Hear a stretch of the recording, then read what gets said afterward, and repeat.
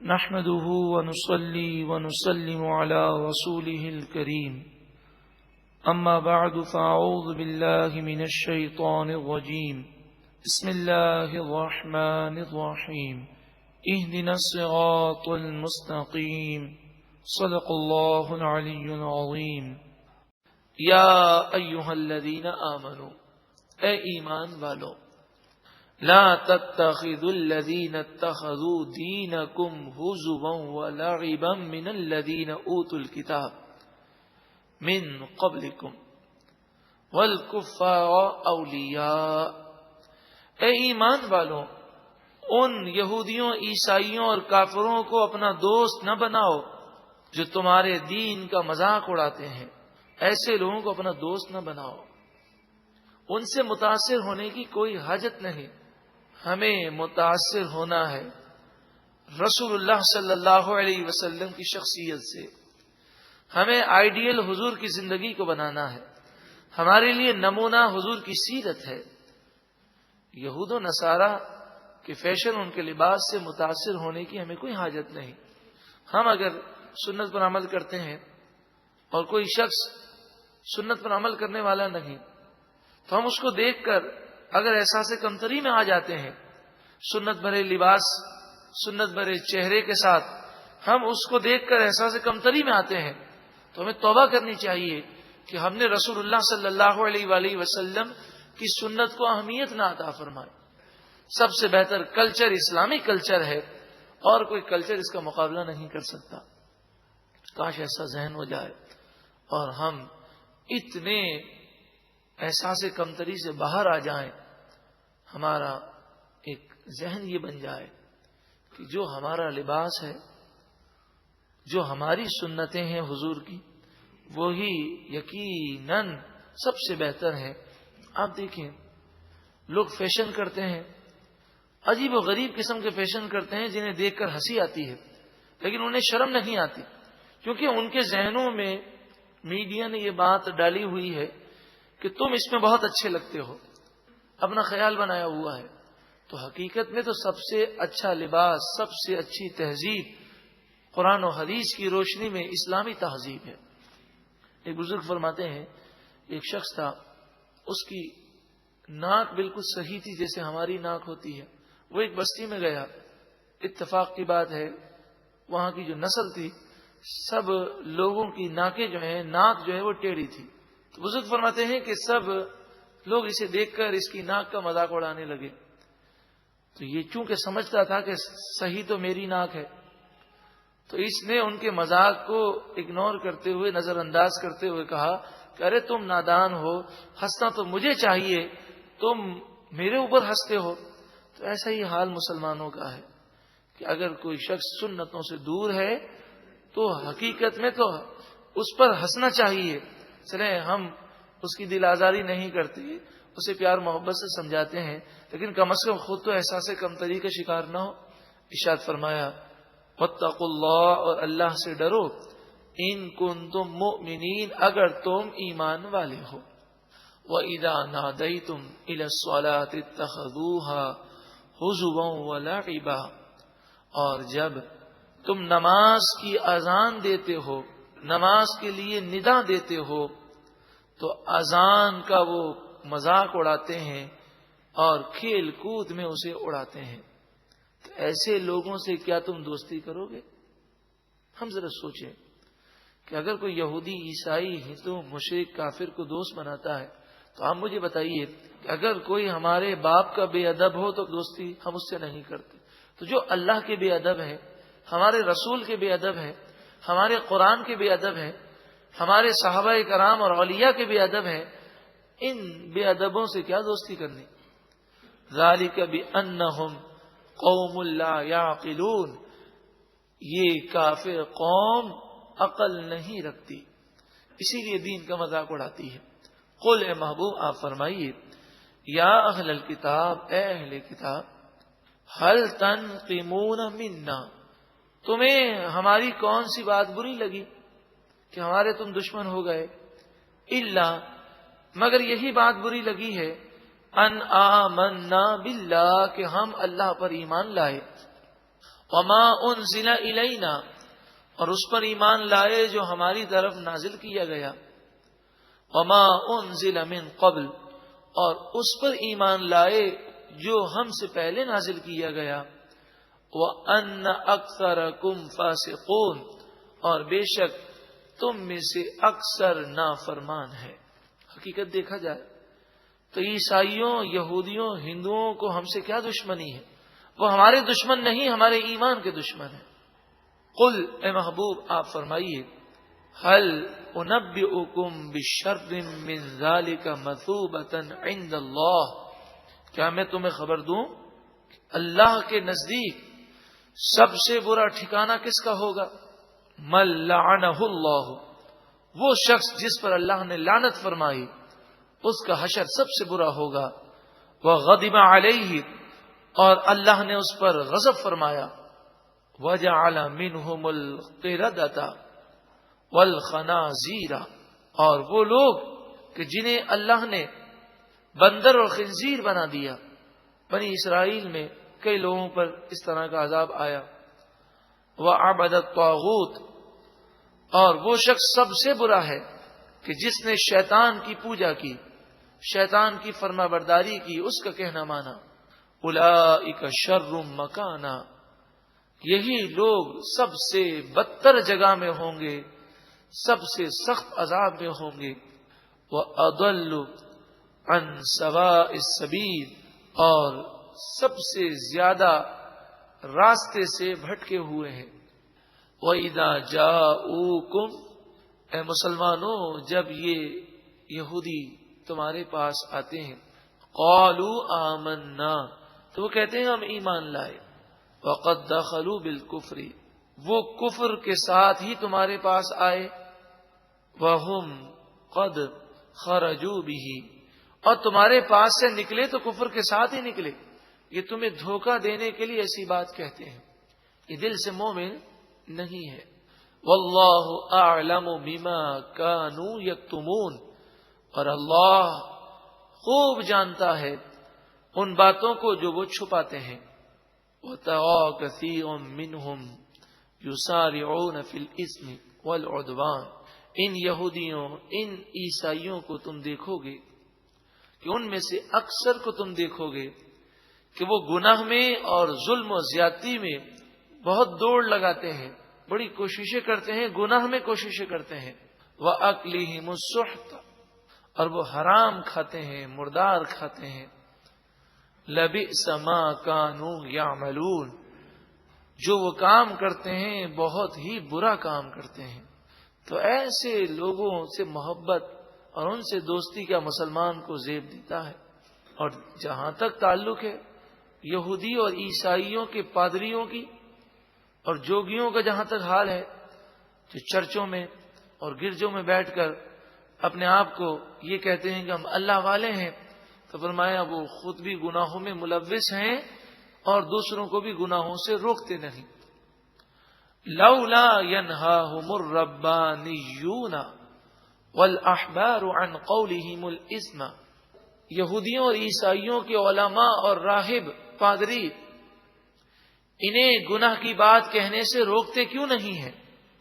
وَأَكْلِهِمُ السُّحْتَ، اور انہیں حرام کھانے سے کیوں نہیں روکتے؟ ان یہودی اور عیسائی علماء کی مذمت کی گئی۔ اللہ تبارک و تعالی علماء اسلام کو دراز عمر بالخیر عطا فرمائے۔ آج جو علماء کے خلاف میڈیا سے الٹی سیدھی باتیں کہی جاتی ہیں اور نیک لوگوں کی محبت لوگوں کے دلوں سے نکالنے کی کوشش کی جاتی ہے، اس کی وجہ ان کا امر بالمعروف و نہی عن المنکر کرنا ہے کہ جب وہ سچی بات کرتے ہیں تو برے لگتے ہیں، اور جو مسلمان ہو، سمجھتا بھی ہو، اور وہ سچی بات نہ کہے، حق کا اظہار نہ کرے، تو وہ خود بھی عذاب میں گرفتار ہوگا۔ تو ہمارا یہ مشن ہونا چاہیے کہ ہم حق بات ضرور کریں، چاہے کسی کو بری لگے چاہے کسی کو اچھی لگے، ہم حق کو نہ چھپائیں، سچی بات کہیں اور لوگوں کو برائی سے روکنے کی کوشش کریں۔ یہاں تک اگر کسی کو برائی کرتے ہوئے دیکھیں اور ظن غالب یہ ہو کہ ہم سمجھائیں گے تو سمجھ جائے گا، تو ہمیں سمجھانا واجب اور ضروری ہے.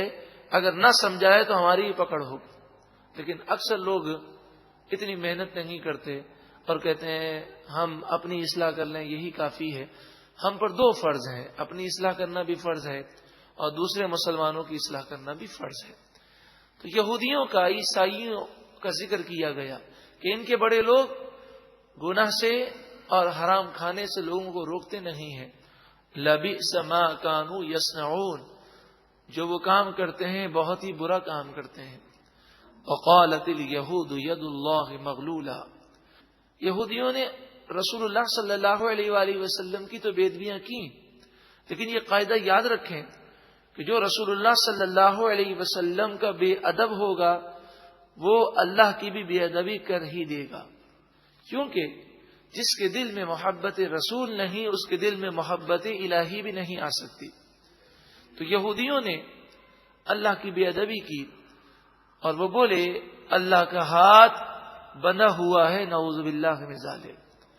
تو جب یہودیوں نے حضور کا انکار کیا تو ان پر قحط سالی مسلط ہو گئی اور یہ تنگ دستی میں مبتلا ہو گئے. تو یہ کہنے لگے کہ اللہ تعالیٰ پہلے تو دے رہا تھا، نعوذ باللہ من ذالک، استغفر اللہ، اب اللہ تعالیٰ نے اپنے ہاتھ باندھ لیے ہیں، یعنی اب ہمیں دیتا نہیں ہے. جب انہوں نے اللہ کی توہین کی، قرآن مجید فرقان حمید نے ارشاد فرمایا کہ اللہ تعالیٰ تو خوب عطا فرمانے والا ہے، کنجوس تو تم ہو. غلت ایدیہم، ان کے ہاتھ بندھے ہوئے ہیں، یہودیوں کے ہاتھ بندھے ہوئے ہیں. دنیا میں سب سے بڑے کنجوس تو یہی ہیں. وَلُعِنُوا بِمَا قَالُوا، اور جو انہوں نے غلط بات کہی اس کے بدلے میں ان پر لعنت کی گئی. بل یداہ مبسوطتان، نہیں بلکہ اللہ کے ہاتھ تو پھیلے ہوئے ہیں. مطلب یہ کہ اللہ تعالیٰ تو خوب عطا فرما رہا ہے. یہ ہاتھ کا پھیلنا، ہاتھ کا تنگ ہونا ہمارے اردو میں بھی محاورہ ہوتا ہے. میرے ہاتھ تنگ ہے، اس کا مطلب کیا ہوتا ہے؟ میری روزی میں تنگی ہے. اس کے ہاتھ بڑے لمبے ہیں، اس کے ہاتھ پھیلے ہوئے ہیں، اس کا مطلب ہوتا ہے خوب خزانے لٹا رہا ہے.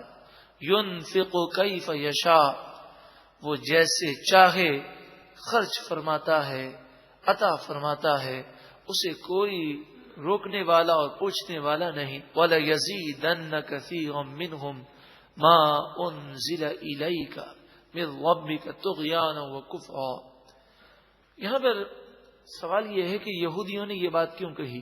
تو اس کی وجہ یہ ہے کہ جب یہ آیت کریمہ نازل ہوئی کہ اللہ کو قرض حسنہ دو، تو یہودیوں نے نعوذ باللہ من ذالک بے ادبی کی کہ اللہ تعالیٰ نے ہماری روزی بند کر دی ہے اور قرآن کی یہ آیت نازل ہوئی ہے کہ اللہ کو قرض حسنہ دو تو ہم سے قرض مانگتا ہے، نعوذ باللہ من ذالک. جب انہوں نے اس طرح کی بے ادبیاں کی تو قرآن مجید فرقان حمید میں یہ آیت کریمہ نازل ہوئی. اس کے مفہوم اور ترجمے کو سننے سے پہلے یہ سمجھیے کہ اگر ایک پیالہ ہو، اس میں پیشاب کا ایک قطرہ ہو، گندگی ہو، آپ تھوڑا سا دودھ ڈال دیں تو بتائیے یہ پورے کا پورا دودھ ناپاک ہو جائے گا کہ نہیں؟ پیالے میں نیچے گندگی تھی لیکن اب دودھ ڈالنے سے دودھ بھی ناپاک ہو گیا اور پورا پیالہ گندا ہو گیا. تو ایسے ہی جن کے دلوں میں گندگی ہے وہ قرآن سن کر بھی اور گندے ہو جاتے ہیں کہ وہ دل کا بغض اور دل کی گندگی انہیں قرآن سے ہدایت نہیں دیتی. اور جس پر اللہ کا غضب ہو وہ قرآن پڑھ کے بھی گمراہ ہو جاتا ہے. یہی دعا ہے کہ اللہ تعالی ہمیں قرآن کے نور سے منور فرمائے. تو فرمایا آپ کی طرف، آپ کے رب کی طرف سے جو کلام نازل ہوتا ہے اس سے ان لوگوں کی سرکشی اور کفر میں اضافہ ہوتا ہے. قرآن سن کر یہودی اور کافروں مشرکوں کے کفر میں اضافہ ہوتا ہے. وَأَلْقَيْنَا بَيْنَهُمُ الْعَدَاوَةَ وَالْبَغْضَاءَ إِلَى يَوْمِ الْقِيَامَةِ، اور ان کے درمیان قیامت تک ہم نے دشمنی اور بغض کو رکھ دیا. یہ کئی مرتبہ بات گزر چکی کہ یہودیوں میں آپس میں بھی فرقے ہیں، عیسائیوں میں آپس میں بھی فرقے ہیں، اور خود یہودی اور عیسائیوں کا آپس میں بہت بڑا تنازع ہے. لیکن اس کے باوجود اگر ہمیں یہ متحد نظر آتے ہیں تو صرف اسلام کے خلاف کہ وہ مسلمانوں کو اپنا مشترکہ دشمن سمجھتے ہیں. کلما اوقدوا نارا للحرب، جب کبھی وہ جنگ کی آگ کو بھڑکاتے ہیں اور مسلمانوں میں لڑانے کی کوشش کرتے ہیں، اطفأها اللہ، اللہ تعالی اس آگ کو بجھا دیتا ہے۔ تو اس زمانے میں بھی یہودی مسلمانوں کو کفار سے، عیسائیوں سے لڑانے کی کوششیں کرتے تھے، اور آج بھی یہودی وہی سازشیں کرتے ہیں کہ مسلمان اور عیسائی، مسلمان ہندو، ان کی مزید لڑائیاں ہوں اور یہ لڑ لڑ کر کمزور ہوں، اور پھر پوری دنیا میں یہودیوں کی حکومت قائم ہو۔ تو یہ جنگ کی آگ بھڑکاتے ہیں اور اللہ اسے بجھا دیتا ہے۔ ارشاد فرمایا وَيَسْعَوْنَ فِي الْأَرْضِ فَسَادًا، یہ یہودی زمین میں فساد کرتے ہوئے پھرتے ہیں۔ وَاللَّهُ لَا يُحِبُّ الْمُفْسِدِينَ، اور اللہ فساد کرنے والوں کو پسند نہیں فرماتا۔ ایمان اور تقوی کی برکت کو بیان کیا جا رہا ہے۔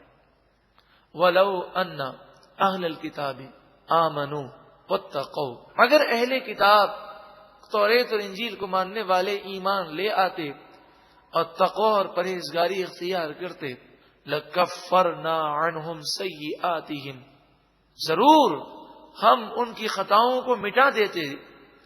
وَلَأَدْخَلْنَاهُمْ جَنَّاتِ النَّعِيمِ، اور نعمتوں عیش کے باغات میں ضرور بضرور ہم انہیں داخل فرماتے۔ دو چیزیں ہیں، ایمان اور تقوی۔ کافر اگر ایمان اور تقوی اختیار کر لے تو یہ برکتیں اسے مل جاتی ہیں۔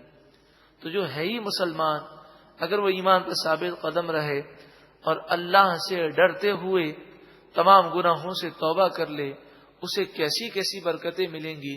مزید سماعت کیجیے ایمان اور تقوی کی برکتیں۔ وَلَوْ أَنَّهُمْ أَقَامُوا التَّوْرَاةَ وَالْإِنْجِيلَ، اگر اہل کتاب توریت اور انجیل پر عمل کرتے، وَمَا أُنزِلَ إِلَيْهِمْ مِنْ رَبِّهِمْ، اور جو قرآن ان کی طرف نازل کیا گیا ان کے رب کی طرف سے، اس پر بھی ایمان لاتے اور عمل کرتے، کیونکہ توریت اور انجیل میں نبی آخر الزماں پر ایمان لانے کا حکم ہے، تو وہ حکم پر عمل کرتے ہوئے قرآن پر ایمان لاتے، حضور پر ایمان لاتے۔ لَأَكَلُوا مِنْ فَوْقِهِمْ، ضرور وہ کھاتے اپنے اوپر سے، وَمِنْ تَحْتِ أَرْجُلِهِمْ، اور اپنی ٹانگوں کے نیچے سے۔ مراد یہ ہے خوب بارشیں ہوتی، خوب نعمتیں ان پر برستی، زمین خوب ہریالی ہو جاتی، آفات و بلیات سے وہ بچتے، لیکن انہوں نے ایمان اور تقوی کو اختیار نہ کیا۔ اگر مسلمان آفات و بلیات سے بچنا چاہتا ہے، برکتیں حاصل کرنا چاہتا ہے، تو قرآن مجید فرقان حمید یہودیوں کو، عیسائیوں کو یہ خوشخبری دے رہا ہے کہ تم اگر تقوی اختیار کرو گے تو یہ برکتیں ملیں گی۔ اگر مسلمان تقوی اختیار کر لے، اور تقوی کے معنی کیا ہے؟ اللہ اور اس کے رسول کی فرما برداری کرے، اللہ اور اس کے رسول کی نافرمانی نہ کرے، تو یقیناً اس کے مسائل بھی حل ہوں گے اور اس کی پریشانیاں بھی دور ہو جائیں گی۔ اللہ ہمیں عمل کی توفیق عطا فرمائے۔ منہم امۃ مقتصدہ، ان یہودیوں میں سے، عیسائیوں میں سے، توریت انجیل کے ماننے والوں میں سے کچھ معتدل لوگ ہیں۔ کچھ لوگ واقعی توریت اور انجیل پر ایمان لائے تھے، جب انہیں نبی آخر الزماں کی اطلاع ملی تو وہ حضور پر بھی ایمان لے آئے صلی اللہ علیہ وسلم۔ اور آج بھی ایسے ہیں کہ وہ توریت اور انجیل کو ماننے والے ہیں، لیکن جب ان کے سامنے اسلام پیش کیا جاتا ہے تو غور کرتے ہیں، تفکر کرتے ہیں۔